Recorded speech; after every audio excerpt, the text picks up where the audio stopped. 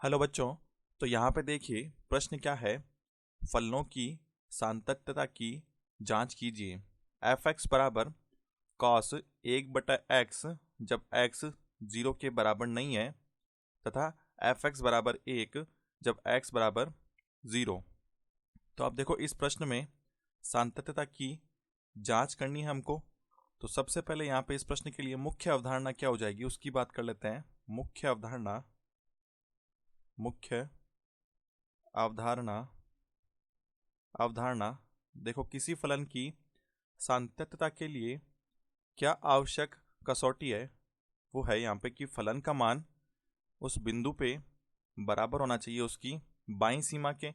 और बाईं सीमा की अगर बात करें तो ये क्या हो जाएगी, सीमा h का मान 0 की तरफ और यहाँ पे क्या हो जाएगा f a माइनस एच, ये बराबर होना चाहिए सीमा h का मान 0 की तरफ f a प्लस एच के, यानी इसकी दाईं सीमा के। तो अब देखो अगर बात करें cos x की तो cos x अगर इसका ग्राफ देखें तो देखो अगर ये y अक्ष है यहाँ पर और ये जो है ये x अक्ष है यहाँ पे, तो cos x का ग्राफ कैसे बनता है। देखो ये cos x का ग्राफ ऐसे बनता है, ठीक है। और इसी प्रकार ये इस तरफ भी हो जाएगा। तो cos x के ग्राफ में अगर बात करेंगे तो ये सदैव सर्वत्र सतत होता है। तो इसका मतलब cos x की तरफ से यहाँ पे कोई भी समस्या सातत्य में नहीं होगी। आगे अगर बात करेंगे यहाँ पे तो इसमें क्या लिखा हुआ है, 1/x लिखा हुआ है। तो इस 1/x की वजह से क्या समस्या होगी, यहाँ 1/x जो है 1/x ये परिभाषित नहीं होता है। परिभाषित परिभाषित परिभाषित नहीं होता है जब परिभाषित नहीं जब x बराबर 0 हो। तो इसका मतलब इस फलन की सातत्यता के लिए केवल x बराबर 0 पर यह देखना पड़ेगा कि यह सतत है या नहीं है।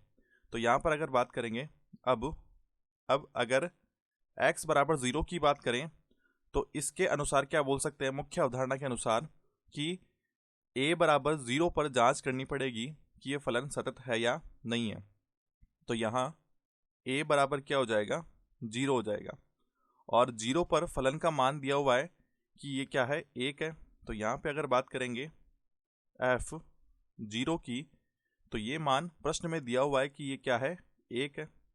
अब देखो यहाँ पर इसकी बाईं सीमा व दाईं सीमा का मान ज्ञात करना पड़ेगा। तो बाईं सीमा की अगर बात करें, बाईं सीमा तो ये क्या हो जाएगा, सीमा h का मान 0 की तरफ f यहाँ पर a की जगह पे क्या है, 0। तो ये 0 माइनस h ये बनेगा। और अब देखो फलन क्या दिया हुआ है प्रश्न में, cos 1/x दिया हुआ है जब x का मान 0 नहीं है।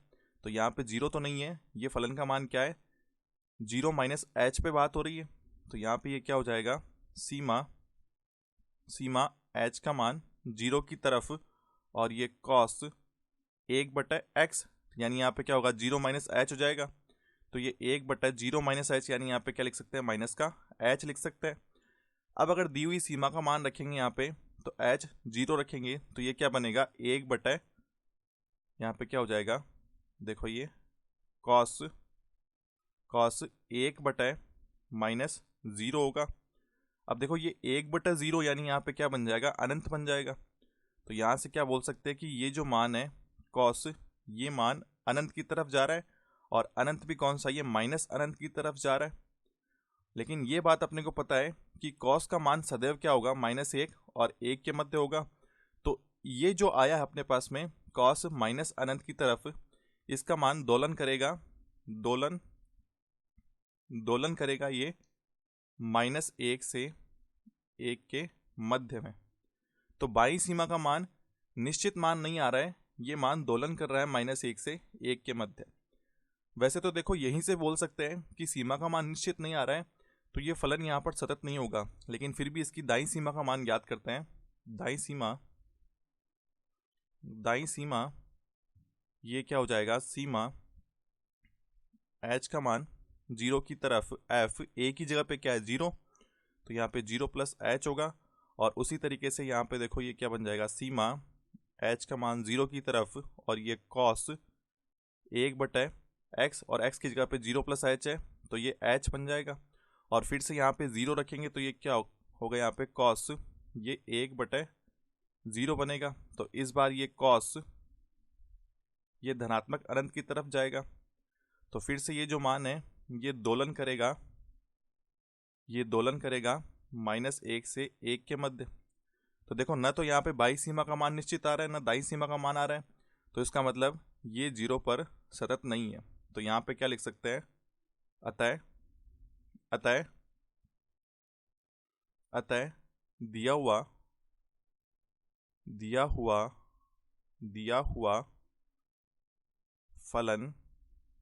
फलन x बराबर 0